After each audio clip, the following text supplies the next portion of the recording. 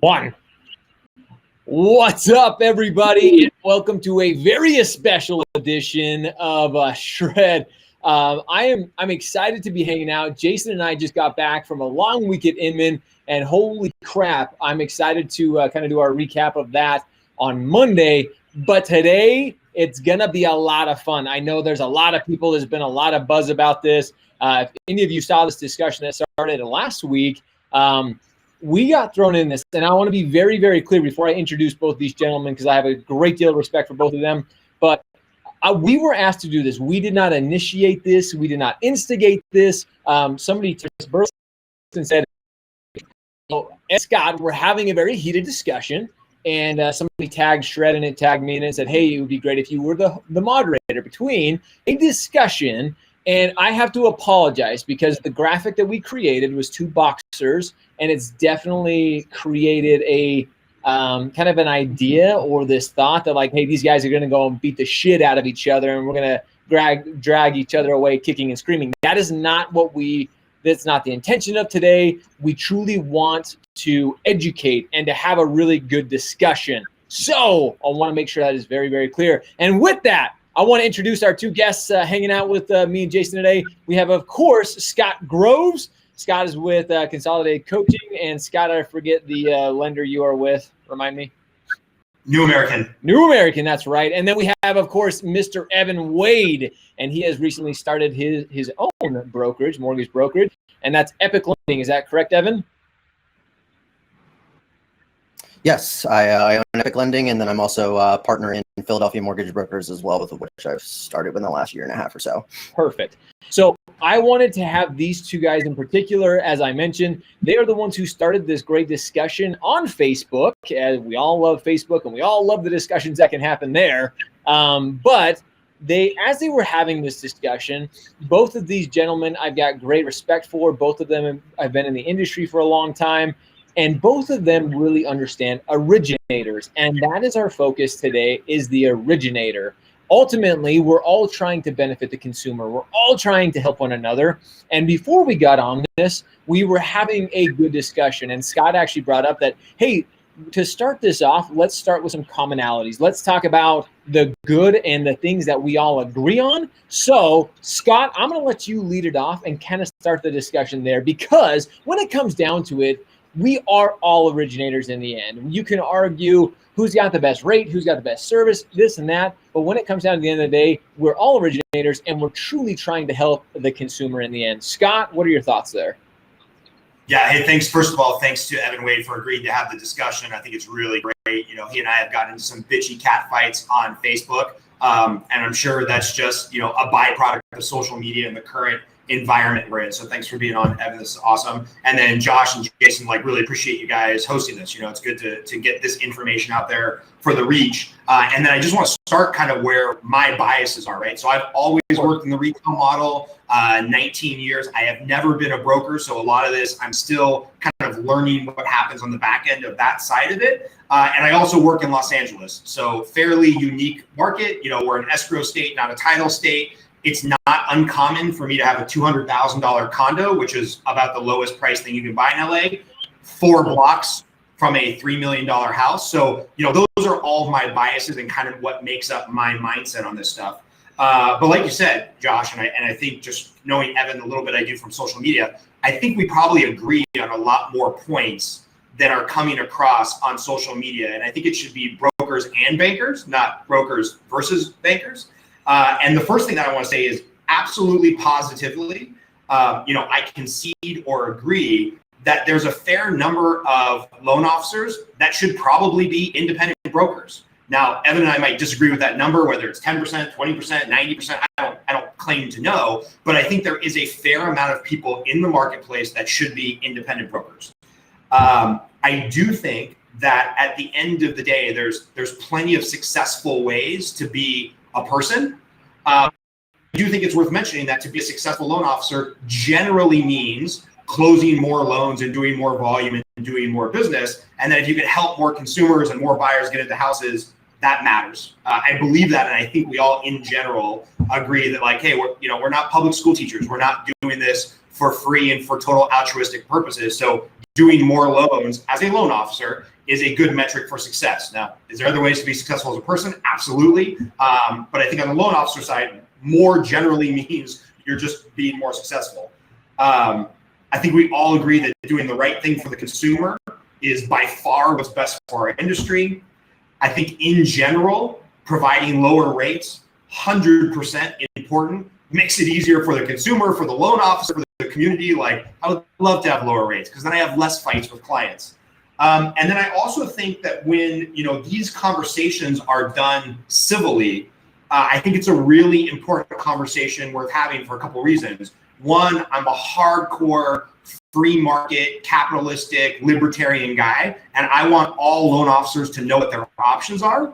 And then, let's not kid ourselves. Just having this discussion when it happens in a civil manner has forced a lot of loan officers, a lot of middle managers, and a lot of companies to really do a gut check on, okay, what value am I providing? Like, I can't be a middle manager, sit back and just collect a 20 BIP override if I'm not helping people grow. And so, it would be ignorant for me to say that, the retail operation hasn't sharpened their pencil because of this discussion and because of attrition to the broker shops. So because of that, I'm really thankful for the broker community out there. And I think it's a good gut check for the industry. So, I think, and I'd love to get your feedback, Evan, Josh, I think we all agree more or less on those points. Absolutely. Evan, I'm going to let you take it from there because you haven't had a chance. So I'll let you go that route. Yeah. To echo Scott, thanks again. Thanks for putting me on. I would agree pretty much with everything Scott just said. I would also add to that the fintech companies are the ones that are the true threats to the independent local originator. And if you're not paying attention to how you can innovate and provide a better experience and a competitive margin and rate to the fintech companies, that's the only way we're going to be able to really 5-10 years down the road. We don't really know the future of when it's going to happen, but these, the Better Mortgages, the Quickens of the world, they're all going to figure out how to provide a better customer experience than they do now. So, price matters when you get to a point where, their service will eventually be close to ours. So, being charging 400, 500 bit margins on VA loans is just not going to cut it in the future. It's not sustainable. You're going to, enter into a situation, look at Blockbuster. It's like probably a perfect example of this. And the mortgage industry is not immune to technological disruption. It's a lot more complicated. We're not talking about video rentals here, but that doesn't mean, and that's why 2019 and tech hasn't taken over our industry yet. But, if you look at Blockbuster, Reed Hastings, the CEO of Netflix, walked into the office and he wanted to partner with Blockbuster to run their online image, do, video, and he got laughed out of the office. Today, Netflix is one of the biggest companies in the country and is controlling the media for pretty much, the entire industry for the most part. Everybody's following them. And Blockbuster went bankrupt 9 years ago. So, it just goes to show you that we can be in that same kind of position 5 to 10 years ago if we're not paying attention to what we can do to strengthen our position by being lean, mean, to echo Scott's sentiment about being a free market capitalist, 100%. What better place than the broker channel is, you have the true competition between lenders. You have one day, New American Funding might want to jack up their margin, or they have, underwriting gets backed up. All you got to do is switch to a different lender. You don't have to change your NMLS, employment history, and to be able to adapt to that. So you're going to have that. The broker channel is the true capitalist channel in the mortgage industry. There's really no debate about that. So let's run with that. Let's run with that a little bit because I know I can see Scott wants a comment there. So perception versus reality right now, because we're talking a lot about rate. That's where I think a lot of these discussions are being really brought up, to be honest, is we're seeing like somebody will post something about veterans. You mentioned that, Evan, but let's really talk about perception versus reality. Evan, just because you kind of started on that, Scott, I'll kind of turn that over to you, the actual perception versus reality in the industry. Yeah, I think it's interesting because there's a lot of there's simultaneously a lot of the brokers that I see making the argument, and this is not a slight against them, it's just a slight against the argument, right? A lot of brokers online making the argument that simultaneously being a broker is the best free market system. That's capitalism at work. Oh, but wait just a minute. We have to go to social media because the market is not efficient enough. The clients are not educated enough. The borrowers are stupid. And we have to educate them that retail operations are ripping them off. We have to educate them that hashtag brokers are better. We have to be divisive because the market's too dumb to figure it out themselves. We have to educate them. And I don't believe that, because every consumer knows how to shop for a rate online. Every consumer knows how to go to Bankrate or look for services and vendors who offer a price. And so the idea that I put my price and service out there and Evan puts his price and service out there and the consumer gets to pick, that's how the market works.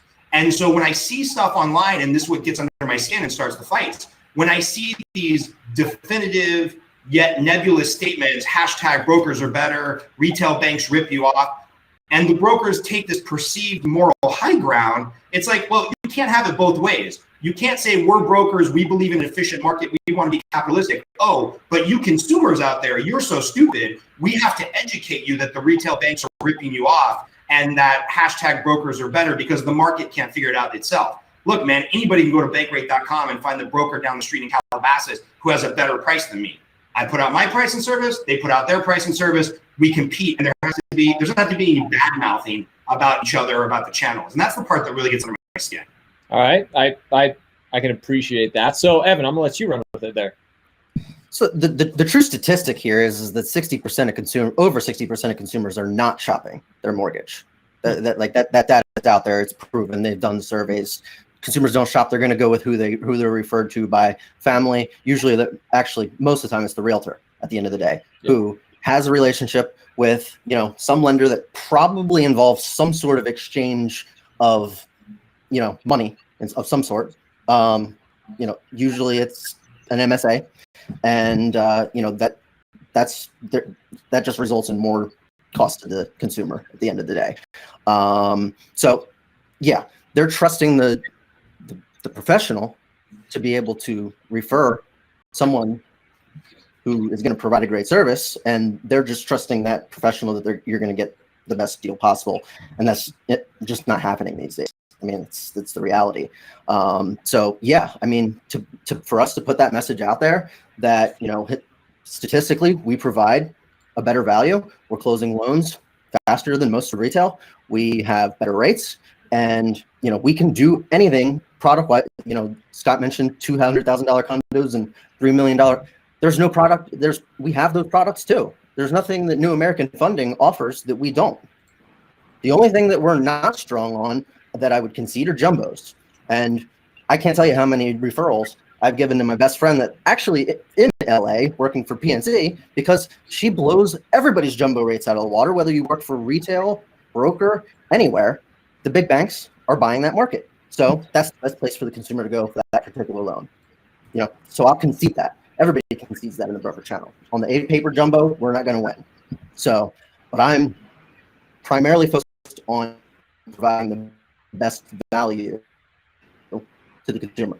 So if I know that she can do the loan just as well as I can, close it in 3 to 4 weeks, and provide a rate on $1 million, $2 million loan that's probably 3/8 lower than mine, then that's where the consumer should go at the end of the day. So I mean, at the end of the day, it's all about being a true consumer advocate, even if it doesn't involve money going in your pocket at the end of the day. And that's not just me. I've referred probably a dozen brokers to her over the last year and a half. Just because those brokers know that they want to put that consumer in the best product out there for them. Awesome. So I just want to jump in here real quick more too. And again, Scott and Evan, thanks for doing this. So I would actually disagree with Scott a little bit that every consumer knows where to go to get the information to get rates, because a lot of studies and surveys, even recently as July of 2019, about how consumers were wildly wrong about mortgages based off the survey that Fannie Mae did.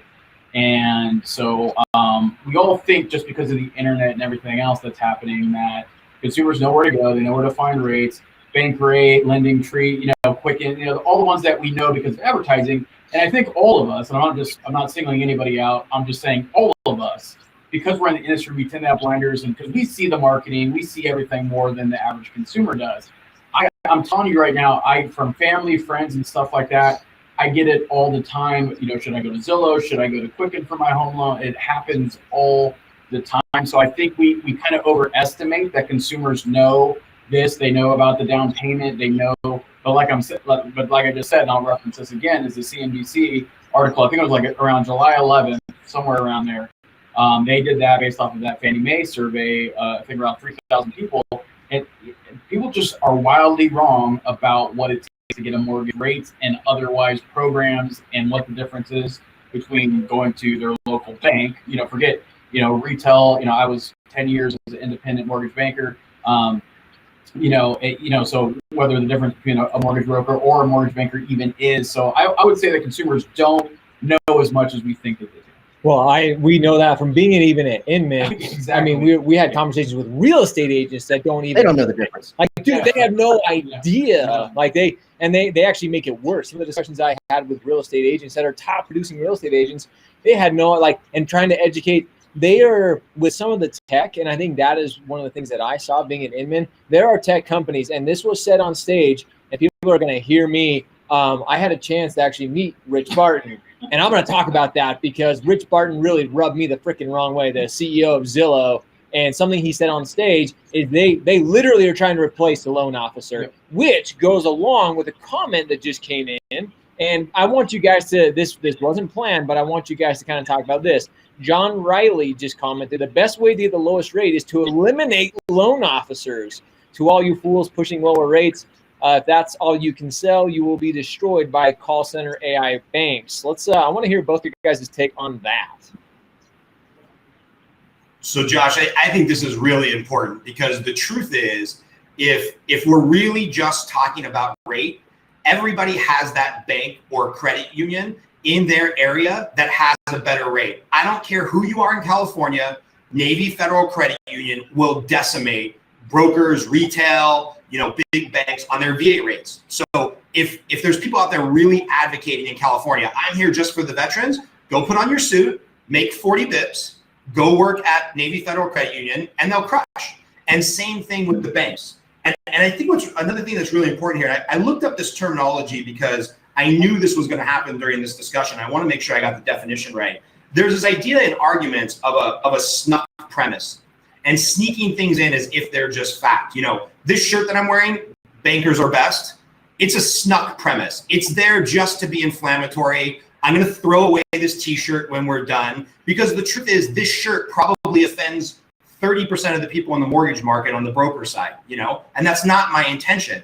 And I think a lot of what Evan said is absolutely a snuck premise. Well, 60% of people are in a pay-to-play situation where realtors are getting paid money to refer their lender. And when you make that insinuating comment, you're basically saying 60% of the entire marketplace is outside of compliance because retail bankers are paying off the realtors to give referrals. And that's totally inaccurate. That's a snuck premise that we all just kind of glossed over. And you basically indicted 60% of the market of committing like something that's completely illegal. That's not what I said. I was going to say, so Evan, I can see you clearly want to go ahead and clarify. Go ahead on that on your side. I said over 60% of consumers don't shop for their mortgage. I didn't say anything about 60% of the industry paying. You said 60% of the industry gets the referral from their realtor, who's probably in a pay situation with a retail via an MSA to give that referral. That's what you said. Which is true. We work for a lender that has over 400 of them, both you and I. Absolutely. Movement has led the way in MSAs. I don't know. I'm not naming company names here, but. I mean, everybody knows who we're talking about. I don't quite understand how we can make that claim, or you can make that claim that 60% of the market is doing something, whether you want to call it unethical, illegal, whatnot. I don't think the market is that inefficient. But I'll move on, and Evan, by all means, please feel free to answer the question that loan officers are irrelevant. So I think this is one of those things that we'll have to go back and actually listen. There's a lot of things that have been said. So we're gonna Oh, we got Jason wants to hop in on this one. So he's plugging in my laptop. Sorry, we've been, like I said, traveling all day long, and got to plug in my laptop. It's gonna die. We don't want to die on this feed because we're getting a lot. We're getting so many comments, and we want to thank everybody who has jumped on our live. And there are so many comments. There are so many questions coming in. We're gonna try to get to them all as fast as we possibly can. But I want to, Jason, you want to jump in on this? Yeah, and I would agree.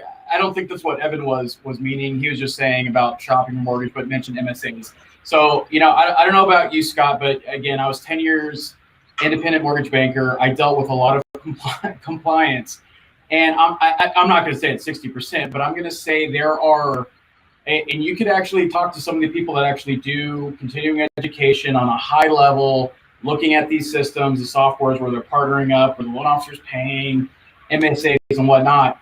It is a high amount of the pay to play right now. Some of it is, and I think we can all agree that regulations are a little bit too ridiculous on some things that we wouldn't really consider. Like, to me, it's like, hey, give me a referral and then give me like $500, right? Yep. Like, I look at that and that's just stupid. But then there's some things to where they're co-marketing and that ends up being out of compliance. But I'll tell you right now, dealing with a lot of compliance issues, dealing with a lot of different loan officers on the retail side, and seeing it from the broker side of last year or so too. And I'm not saying all loan officers, but I'm just saying I think just spending any fair amount of time on that and looking at the systems, the co-marketing and all that other stuff, there is quite a bit. It may not be like tit for tat pay to play, but it's like, hey, sponsor me on this one system, and I won't name any of the systems because I don't want to come down on them, but some of the systems, the loan officer is picking up 100% of the cost, and the agents are getting all this free stuff. To me, that is a lot of, I'm talking hundreds of thousands, right? So that's a high percentage. And again, I'm not saying that's what Evan was saying, and I'm not and I totally agree with you, Scott. We shouldn't paint anyone with a wide brush saying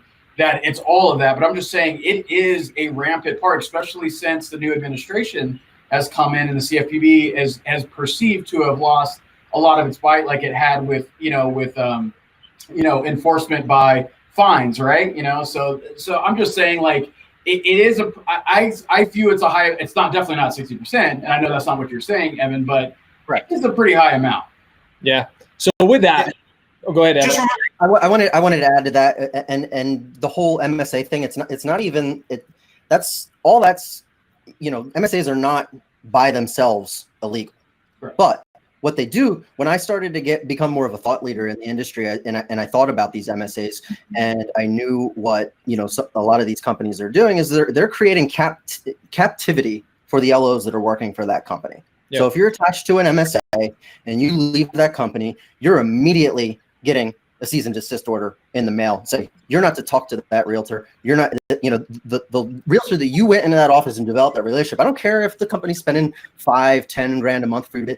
You still are in the trenches building that relationship, and you're basically hamstrung to the company you work for because of how they're drawing up their contracts with the LO to be in those MSAs. So I just from since this is the conversation about loan officers and what's the best place for the loan officer to be, is when you're in those kind of situations, okay, maybe you're making pretty good money, but what if you have to leave that company? Yep. Then you're screwed. You're starting over. Totally. So, I guess you have that philosophical thing, like, that's the loan officer's fault. It's their decision, that kind of thing. But I've just seen so many situations where loan officers are put in sink or swim kind of situations. They wind up sinking, and they're otherwise good people, great loan officers, and they go into these companies just trusting the people that they work for. And then, the people that they work for turn on them at the end of the day. So, I mean, that's why I promote, the independent broker channel, because at the end of the day, it's where the loan officer is going to have the most freedom. Scott, go ahead. Yeah, but I don't think there's any obligation for a company who's spending their money to make a point of furthering somebody's career after they leave that company. I don't have an obligation to continue to coach people after they stop paying me. So I don't know why there's always this moral outrage of, well, this company's trying to make money, or this company is charging this, or this company, doesn't want me to go after realtors that are an MSA that they paid for 2 years. At the end of the day, companies have to make money. That's what we're founding on. Your company has to make money. And I don't know why that has been villainized. Sure. And I think we all are on probably the same page when it comes to that. And so with that, I want to make a shift, because one of the biggest things we have, I'm pretty impressed with our industry right now, because we have a lot of people, Darren Cordair especially. There's a lot of people commenting like, hey, this is a good discussion, but we can clearly see there are some things we are not going to agree on. But I want to move to a point where I think we all can agree on, and we all heard about this in the news. This was a huge announcement while we were down at Inman, but Amazon, and there were some partnerships that are going on. And Scott, this is one of the topics you sent, and we are all excited to talk about. But the real battle in the industry right now is against fintech. And I think more than ever, I saw that as I was down at Inman, and I hear Zillow and Redfin and Open Door and some of these companies that we're so focused on shit like these type of discussions in the mortgage industry, that we're not watching the Quickens. We're not keeping an eye, and we really need to have we need to band together. We need to work together to really focus on that. So I want to start there. Let's go. Evan, you had the first shot at the last question. So Scott, I'm going to let you take this one. What are your thoughts when it comes to the fintech and the battle we're fighting there? First of all, it's hard to do what you said, which was to join forces and merge. I used Navy Federal Credit Union as a placeholder in my commentary that you can go work at a bank. If you're in Manhattan Beach, you should probably go work at B of A, because they have better jumbo products at pricing that nobody can touch. I use Navy Federal Credit Union as a placeholder with my explanation of them having great rates on VA loans. And immediately everybody wants to fight over, like, no, here's an LE, here's somebody who charged a point. That's not what it's about, right? It's about trying to understand that if we're only having this conversation over rates, then this is exactly what's going to happen. Sure. Uber used to cost me $36 to go from my house to LAX. And they got me addicted to that technology. I don't even know how to call a cab now. But slowly over the last 2 years, the price for me to drive from my house to LAX on Uber has now gone from $55. And this is what all you guys are missing that want to get on and fight over rates and bitch over who's charging 400 bips on the back end instead of 250 bips on the back end. Amazon, Google, Realogy, whoever they are, they have the money to beat every single one of us in the price war. And then they will wipe us out, just like Uber did to the cab drivers. And then they'll just start inching their prices up. That's the same thing Amazon does. They sold every single book on their platform at a loss for 8 years. And now it actually costs more to buy mini books that I could just go down to the library, Roman's bookstore, and buy there at cost. Yep. And so that's the part that we're missing. It's really sad that some of the people that are watching this, the entire thing that they latched onto in the last 30 minutes is, he said Navy Federal Credit Union, I beat them one time on rate. Let's start a fight over that. You're missing the forest for the trees, guys. You're missing the forest for the trees. Like, we need to be looking at the fintech and seeing what they're doing well, and see how we can pull that technology into what we're doing, whether you work retail, whether you work at B of A, whether you're a broker. Because if you don't offer that same level of service, we're all fucked. That's just the end of the discussion. All right, Evan, I know you're ready to comment on this one, so go ahead. That's what Scott just said is essentially what I said in the my beginning segment about how we need to be paying attention to service and technology, or it's going to replace us. At the end of the day, through all this, the retail channel wants to focus on us being focused on price, but don't realize that there's 40,000 of us collectively working together to democratize technology for the small business owner, not who has the most money to pay for enterprise products for Blend, CloudVergo, whatever platform out there that most companies can't afford. Yep. Unless you're in the top 50 to 100 lenders out there. We collectively are working together to democratize the best in class technology for all of us to use, to have the best service, to compete with the fintech companies out there, and deliver a lower price to be able to compete with them. So go ahead. So Israel just made a really good point. Israel Paul Salas just made a really good point.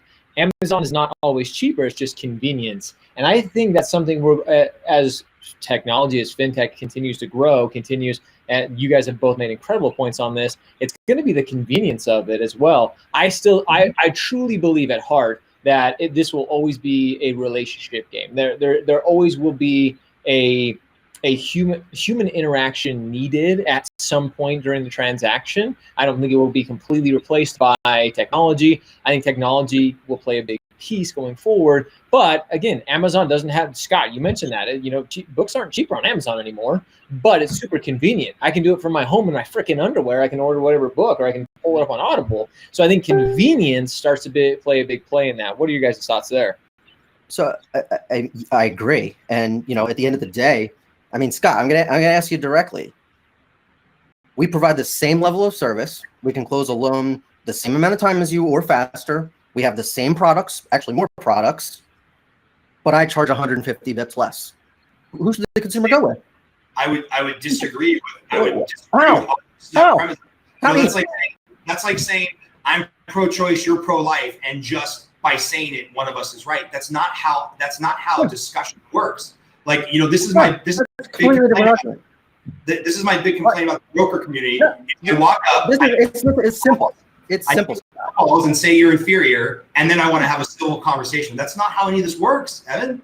If our service is the same, that's the key word. I provide the same service at a half a point or more less in rate. Who should the consumer go with? Who should the consumer go with for what? For what product? For what area? The same thing. No. Apple to Apple. Apple to Apple.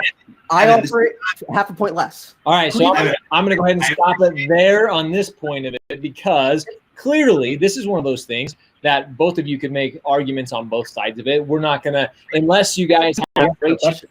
What's that?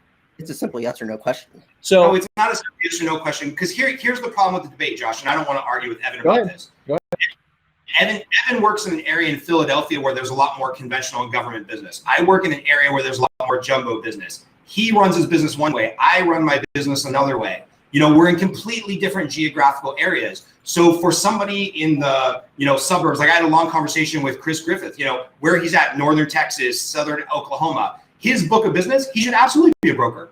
The number one broker in the country is in Beverly Hills. Well, number one broker in the country. Volume is in Beverly Hills. I know who that is. Okay, I know who that is, and I know that of his 500 million, about 300 million goes to Union Bank. He has a lot of business managers. He's the number one broker in the country. He's frequently number 1 or 2 on Scotsman. He goes to Union Bank, and since you're using it as an example, I think this would be a great time that we have a very short-term memory. It was only about 5 or 8 years ago, somewhere in there, where if I was an independent broker and I went to Union Bank, which if you do loans in Southern California, Union Bank is an absolute must. They have the best 7-year ARM rates out here. For a long time, they were the only interest-only product in the market. 5 or 6 years ago, if I went to Union Bank as an independent broker and couldn't prove to them that I was going to send them $3 or $4 million a month, I'm dead in the water. They say no. Now, it's a little bit easier to get approved with them now. My point is that the conglomeration of product that we have to offer by being on a retail side, and that's one of the things I like about the company where I work, that's not always available. And I think a lot of people that are super pro broker are having a bit of a short-term memory on what happens when the administration changes or the political environment changes, or wholesale companies or retail lenders that will set up these correspondent and broker channels right now. They get a little spooked. They get a little scared. If I was a broker in LA 7 years ago and couldn't guarantee $3 million a month to Union Bank, I'm screwed. Like that's my livelihood. And so, look, I'm not disagreeing that a lot of people shouldn't be brokers. I'm not disagreeing that you guys are doing some good things.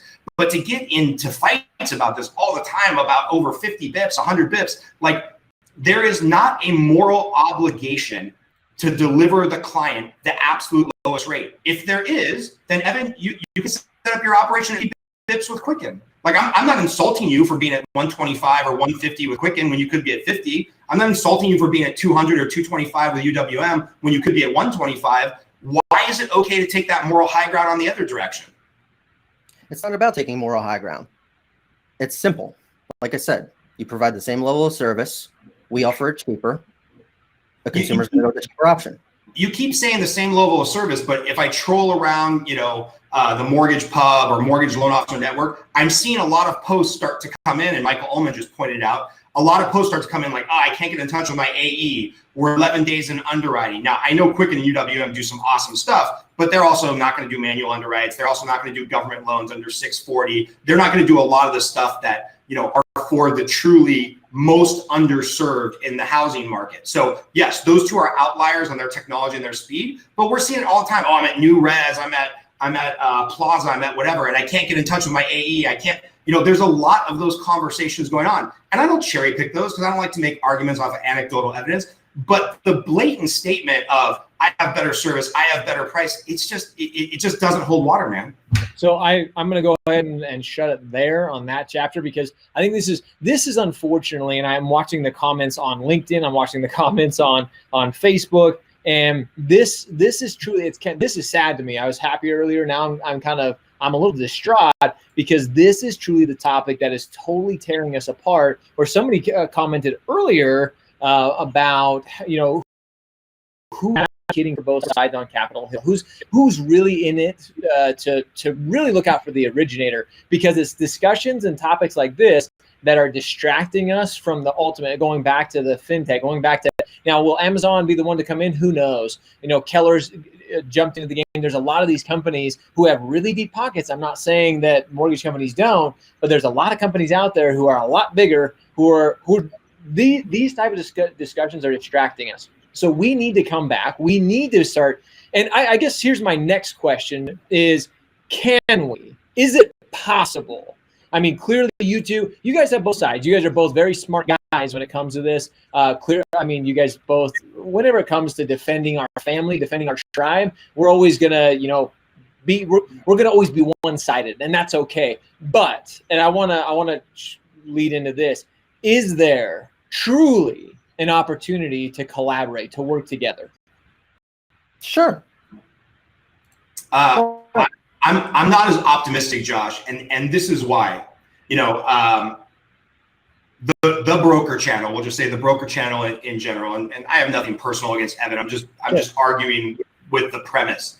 The broker channel in general wants to go out and say, well, we have quantifiable evidence that we are better than the retail channel. Here's our rate sheet. Here's our BIPs. Here's our speed. Here's our technology. We have quantifiable evidence that we're better.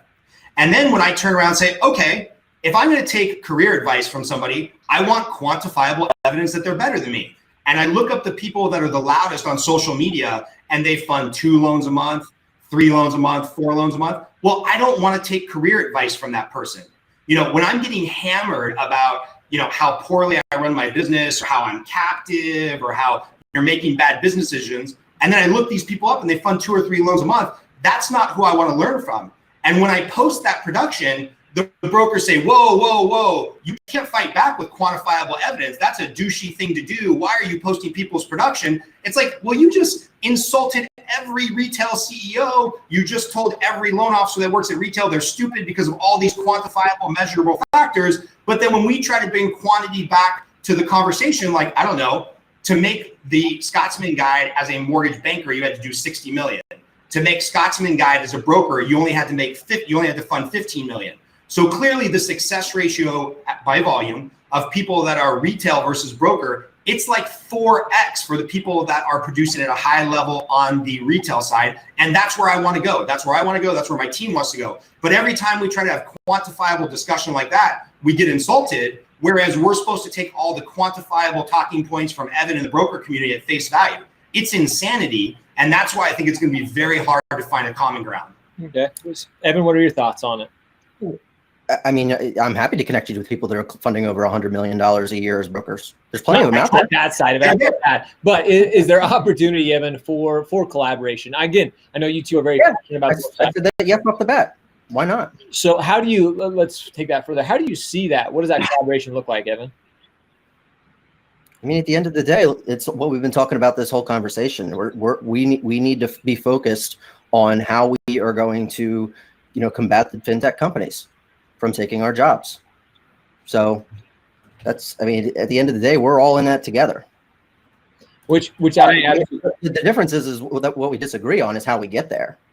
So, you know, if you're if you're charging more and you're not innovating, then you're going to be left in the dust when they're smoking you on price and they have service just as good as yours. But see, that's the problem. You can't say, hey, I want to work together, but I want to work together by ending the channel that you work in. Like that just doesn't work. You can't be Israel looking at Palestine and be like, hey, let's work together. And then Palestine's stated mission is we want to eradicate Israel off the map. Like, that's not how collaboration works. And the challenge is every time we use quantifiable evidence. Yes, there's some broker doing over 100 million. I've talked to many of them. But if you just look at the raw numbers, the number of people that make the Scotsman Guide on the retail side, they have to do over 60 million to be in the top 100 or 200, whatever it is. On the broker side, you only have to go over 15 million, which means just on a quantifiable basis, the retail LOs as a whole are doing more units and more volume than the brokers on average, whatever the mean is. The brokers and the retail lenders are both on the same list as Scotsman. They just broke out a separate list just for brokers, for top brokers. Right. And Walker, Substantial Car, your Beverly Hills, I can't remember his name off the top of my head. They're all on the same count. They're the same chart. Totally understand. Look, at the end of the day, I wish and I hope that we can all find a way to work together. But I think, again, when people, what's that? That's what I do every day. I disagree, Evan. Most of your stuff is inflammatory and trying to trap people in some type of talking point by screaming. Okay, hold on. This is what I said. We can't bash each other direct. I'm not going to let that fly because, again, I have both respect for both of you. And I mean, both of you we could throw mud, and I'm not here to do that because both of you guys have, again, great followings. You're both leaders in the industry, and I'm just not willing to let it slide in that direction. Both of you, to be honest, I've watched both groups. We're all guilty of it.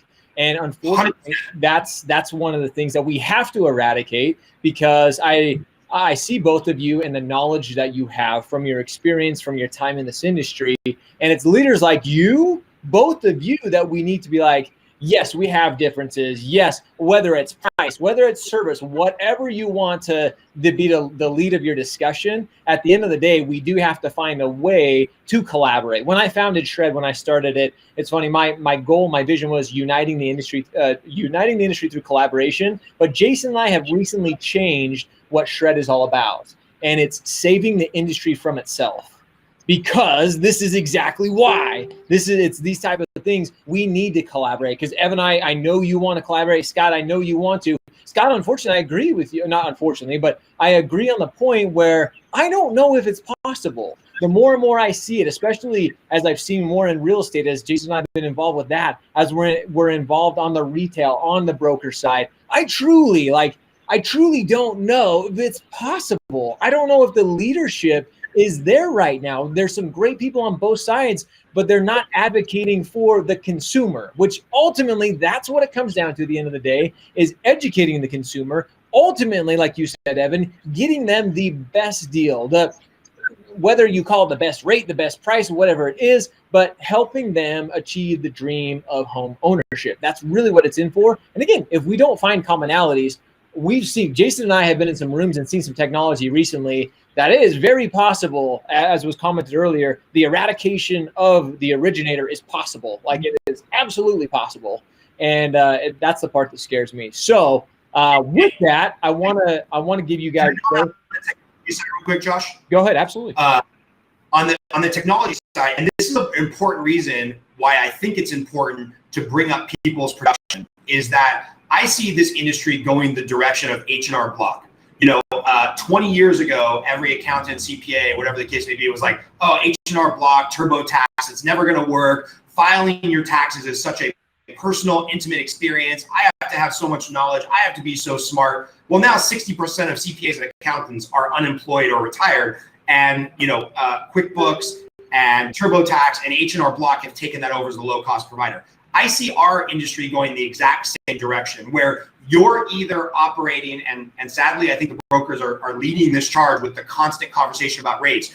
You're either leading with a loan that makes 10 or 15 basis points margin, and it's, check the box, one from column A, one from column B. You can upload your application through Rocket Mortgage and 7 days later close, or it's going to be more of a consultative approach where you've got to be a little bit more like the boutique CPA. You have to know non-QM. You need to know how to structure and finesse and tell the story.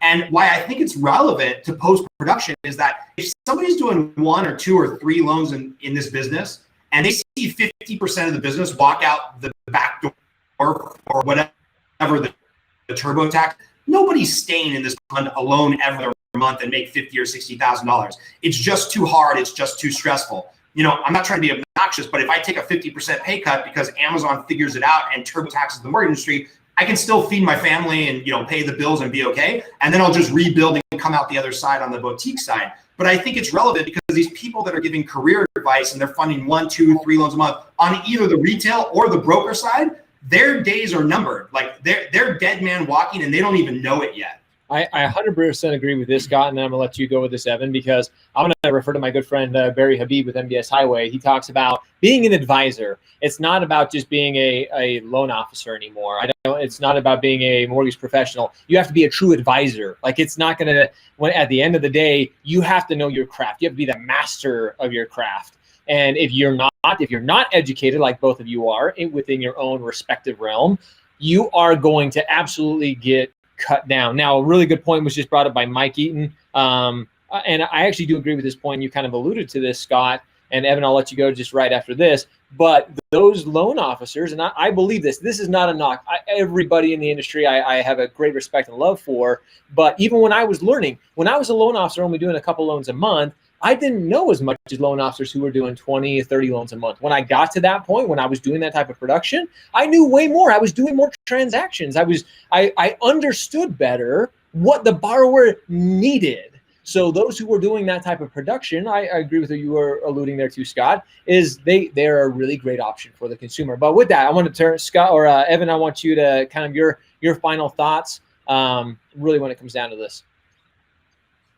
Yeah, I mean, I agree with that too. I mean, that's really why I'm sounding the alarm bells that, LOs really need to wake up. They need to be leveraged. I'm having LOs reach out to me all the time and they're like, how can I optimize my time every day? And like one of the first things I ask are, how do you take your applications? 9 times out of 10, they're saying, oh, I take it over the phone. So how long does it take the best case, taking a 1003 where the borrower doesn't ask you any questions, is 25 minutes, half hour, and you take, 30, 40 applications in a month. That's a lot of time you're wasting talking on the phone. You can build that rapport in a 5-minute conversation ahead of time. Chances are you've been referred by somebody that consumer trusts anyway. And, I'm giving that advice that you need to start leveraging tech. So you're spending more time building your business and not getting in the weeds, talking to consumers about, passing back and forth social security numbers and date of births and how much money you make in a year, all that. That's all, you don't need to have those conversations to build rapport with the consumer. So those are the kind of conversations that I'm having with LOs, whether they're in the broker channel or the retail channel. Hey, I probably still have more friends in the retail channel than I do in the broker channel. I'm known as the broker guy. Outside of Anthony Casa, I'm probably the most visible broker in the country, and it kind of happened by accident. I didn't ask to be put in this position, but I like legitimately helping LOs, and I've been recognized for that. And that's not specific to the broker channel. I'm out there to help out any LO, no matter what you're doing. So the way I look at it, all I'm doing is collaborating. So do I have a very hardline stance on that? I believe the consumer is better going, and for the LO to work is the broker channel? Yeah, absolutely. But you don't see my DMs on Facebook helping out retail LOs all day long. Advice on how to streamline your business, and that's me. That's what I do on a daily basis. Scott, all I care about is the LO, how they can last in this industry. I think it's important, Evan, though, that you're coming from a different perspective. Like, I agree that you're trying to do good things in the industry, and I'm sure you're building like a great company there for yourself under your name and managing people, but you're just coming from a different perspective because you didn't do the volume. Like Josh was saying, it doesn't make you a better or worse person, of course, but it does make you more seasoned when you're seeing 10, 20, 30 transactions a month. It just makes you a better loan officer due volume. And that's not really your perspective, because when you're on the retail side, you didn't do that kind of volume. And I'm not trying to knock you personally for that. And I don't want to attack you personally. I'm just saying you have a different perspective. So it's cool that you're building a new business with better technology and whatnot, but I just don't think you have the other side of the perspective, just like I don't have your side of perspective from the broker side. Sure, I do. I was never a big producer, but I'm a fanatic researcher. We could do another debate, and we could do a quiz on mortgage guidelines, and I guarantee you, I'm right there with you. Even though you do $100 million a year in volume, I may have only done 15, but I still have that product knowledge. That's what I'm known for. I'm known for having that. On guidelines, you're probably better than me on guidelines. But something I saw. What's that? What's your argument then? Well, my point is that here's the evolution that you're going to see in your company. And I'm telling you this just as somebody who's been in the industry longer. I've seen a lot of broker friends go from broker to mini correspondent to whatever. You said something on the Facebook thread when we were arguing that I actually felt a little bad and worried for you for. You said, hey, I'm meticulous. I'm a perfectionist. I'm growing this business. I'm working 60 to 100 hours a week. And I don't know if you're married or have kids, but I'm telling you that that's not sustainable. Like I can tell you from somebody that did that many years ago to grow my business, it ends in divorce. It ends in like kids that we never see. And so what ends up happening at some point, you're going to make the decision to be like, man, I can't work 100 hours a week. I got to hire an operations manager. I can't do the guidelines and the payroll. I gotta hire a payroll person. And now you'll start to experience bloat in your business, and the maturation of every giant mortgage broker is then, oh, you know what? I can go correspondent, deliver the same rates, but sell at 400 bips, just like you're getting paid, whatever, 250 from UWM, and then they're selling the backside for 400. So then you go mini correspondent and you get some bloat and whatnot. That's how Movement, Loan Depot, Gilt, they all started as brokers. I mean, that's not how I'm building my company though. What's that? You can automate a lot of that stuff by technology. Payroll can be automated by technology. Obviously, you're not if you're working 100 hours a week. And I'm just telling you as a cautionary because tale. I have a brand new company I'm trying to grow. I was going to say, I understand. So I'm just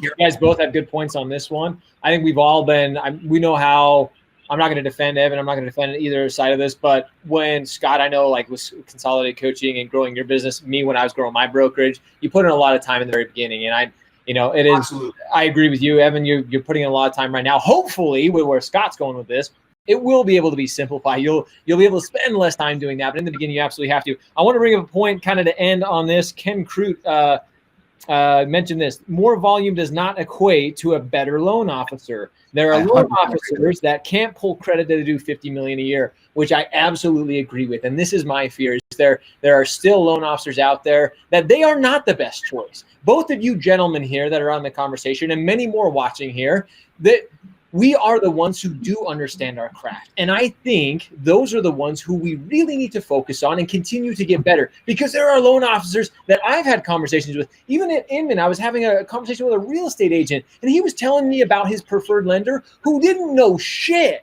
And I was scared for us as an industry, like, holy crap, like this is what the real estate, this is what real estate industry thinks of us, and we don't know jack. We have to really find not just the smartest. It's not all about guidelines. It's about people as well. And really being able to understand our craft, like I mentioned earlier, being the experts, being the advisors. And that's how we ultimately win. I don't give a shit. Like, seriously, if you're a broker, if you're a banker, you just have to be knowledgeable. I think there are absolutely opportunities for both sides of it. I think brokers will continue to grow. I think bankers are going to continue to do great things.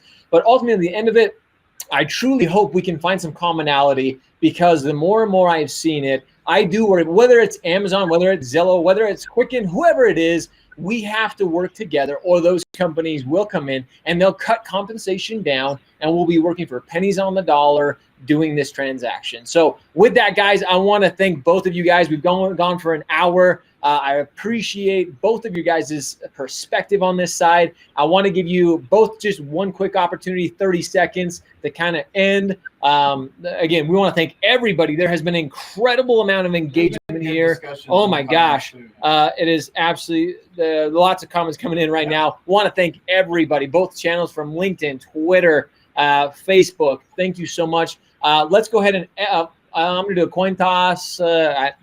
Scott, 30 seconds to end.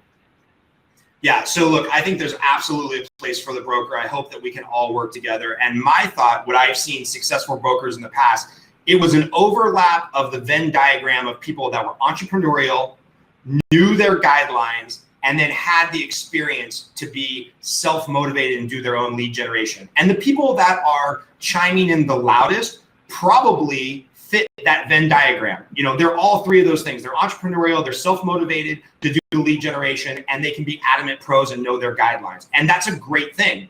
The reward for those people having all three of those characteristics were that they got to go be a broker and make more money per transaction.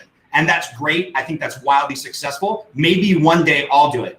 My concern is you have a lot of brokers out there who now want to be the next, you know, regional manager, the new whatever. And under the guise of, hey guys, it's so easy, come work for me, you'll make 200 bips. They're basically replicating the exact same thing that happens in the retail model. They're becoming levels of middle managers and broker owners who are juicing their people a little bit. So look, if you're 10 years in the business, you're self-motivated, you have insane product knowledge, then by all means, go incorporate and become your own broker. But if you're getting lured into this false sense of security that like, oh, it's so easy, technology has solved all problems, and I just want to make 200 bips instead of 100 bips, you are setting yourself up for career suicide. And I am worried about those people. So I'm looking forward to learning more about the broker world. Who knows? Maybe one day I'll be a broker in Southern California. I probably doubt it, but that's okay. Maybe we'll come on and have this discussion again. All right, thanks, Scott. Evan, I'm going to let you last little mention here. Go ahead.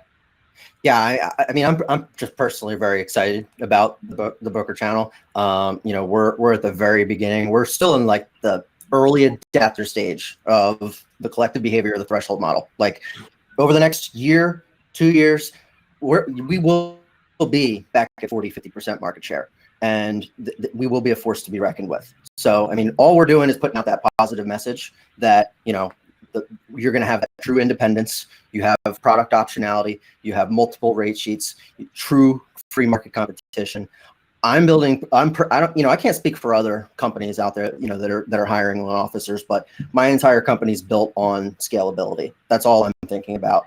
I take a very, very, very, very small cut, and I offer all the same benefits that you're going to get in the retail channel in respect to support, benefits, 401k match, health insurance, all that stuff that you're typically not getting in the broker channel. Are you going to make as much money working for me? Probably not, but that's my model at the end of the day. And I'm singularly focused on that loan officer. We're done debating. We're just wrapping things up here, Scott. I think there's a very important point that you brought up that's worth spending another 5 minutes on here, okay. Where if Trump loses and Elizabeth Warren comes in, I would be very worried about that comment you just mentioned about having multiple rate sheets. Because look, I disagree that this should be the law. I'm the free market libertarian guy. I 100% disagree that this should be illegal. But let's not pretend that having one rate sheet with UWM at 250, one with Quicken at 175, one with 125, I'm just setting different margins. The issue of the law. My margins are the same across the board. You have the same margin with all retailers. Same margin. I would argue that you're in the minority. Because you know, over a drink in the private message chat with the brokers I know here in LA, who we refer business back and forth, you know, when we open up and we lift up the skirt a little bit, they're like, well, the truth is, Scott, I'm at 250 with UWM. If I can sell a client on that, great. If they're a little bit more price sensitive, then I switch over to Quicken at 125. And look, I don't mind that. I'm totally okay with that because I think that's how the free market works. But again, a lot of people have short-term memories. And I think if the administration changes or the political environment changes again, I would be a little bit worried. I want the legal at my parent company to handle that shit instead of having to deal with it as an independent broker. No, what I'm saying is I have the same margin across the board, and you've got UWM that's offering at, you know, one product that's 50 basis points better than another lender at the same margin.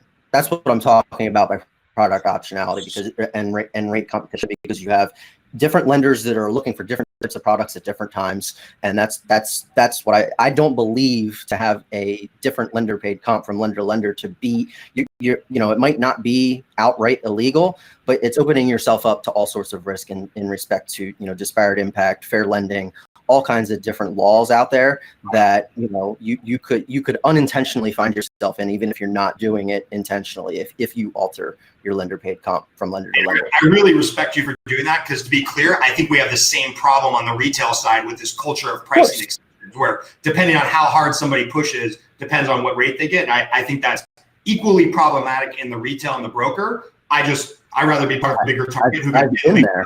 And with that, I'm going to end it because you guys mutually agree on something here. So that is a really good place to wrap this up, and then possibly. And guys, if you have enjoyed this, please comment. We really appreciate it. Thank you. A huge shout out to Evan Wade. Huge shout out to Scott Groves. Both of them put their knowledge, put themselves out here. This is most people could not do this, so we appreciate both you guys doing this. I want to quote Andrew Cady here. Andrew Cady said, just go close more loans. I'm convinced those who keep their chin down and work will win. You'll attract more flies with honey than with vinegar. Andrew Cady, thanks so much for the comment. And thank you, guys. If you want to see some more discussion like this, let us know. This has definitely been one for the books. So we appreciate, again, Evan, we appreciate Scott, everybody tuning in. This has absolutely been some very, very good discussion. Thank you for Andy Harris, Michael Ullman, Ivan, Michelle, Sylvia, so many people. Chris commented. There were literally we got hundreds. People. Yeah, 150 people live. I mean, so many people live, so many great comments. So we appreciate you guys, everybody tuning in. Clearly, Evan and Scott both had great points and some good discussion there. So, guys, we appreciate. Can we leave with all of us agreeing? I'm going to burn this shirt. Can all of us leave with agreeing that we're going to be less antagonistic? Because I was giving Jason some hard times when on the intro to this, he said, and I wrote it down, hey, I don't really take a side or a stand on this. I just try to stir the pot. And I think that's problematic with our industry, with consolidated coaching, with shred media, with brokers are better. I think across the board, this idea that everybody's just trying to stir the pot and jab, I'm going to burn this shirt. And, you know, I would love if we can all just take an agreement like, hey, let's be a little bit more civil. All right. Well, let me just say something to that. Well, Scott, I agree with that. And when I say stir the spot or the pot, for people that don't know, I have a thing called the Snarky Marketer where I do, and I talk about everything. I talk about our industry as a general, in general. And so when I stir the pot, I'm not talking about stoking the brokers are better type deal. I'm just getting people, you know, just putting it in there because we need some energy, right? Like, I'm not talking about, I get what you're saying, Scott, but that's not what my intent is when I'm saying, like, on those big things. I'm talking about let's just be real with a lot. And you guys are both, like Evan and Scott, like totally real on a lot of these subjects. That's more of what I'm talking about, because honestly, with this day and age, we're not doing that enough and really just being real and honest about true situations, because a lot of it's the narratives. Like, there's narratives about, you know, rates only, service only, and stuff like that. And a lot of them just are flat out wrong. So when I say stir the pot, I'm more just like, let's be real about it, but it's not about trying to antagonize one side or the other. And honestly, I think you should burn the shirt, Scott, and everybody should get a shred shirt. I'm going to post a link below. And Aaron Richardson costs $25. I almost wore mine today. Hey, you should have. But hey, we appreciate the support. If you want a shred shirt, let us know. We'll hook you up, and it won't be $25, Aaron Richardson. So, guys, we really appreciate it. Scott, Evan, again, can't thank you guys enough, and everybody who commented. And really, when it comes down to the end of the day, my true hope and true vision is hopefully we can find a way to unite, to collaborate, because without it, ladies and gentlemen, we will be dominated by fintech. We have to find some commonality, some ground that we can work together on, or we will be crushed and we will be done away with. So with that, guys, you have to show up. You have to hustle. Repeat every day. Thank you, everyone. Guys, you're great. We'll talk to you soon. Have a good weekend. Be safe out there.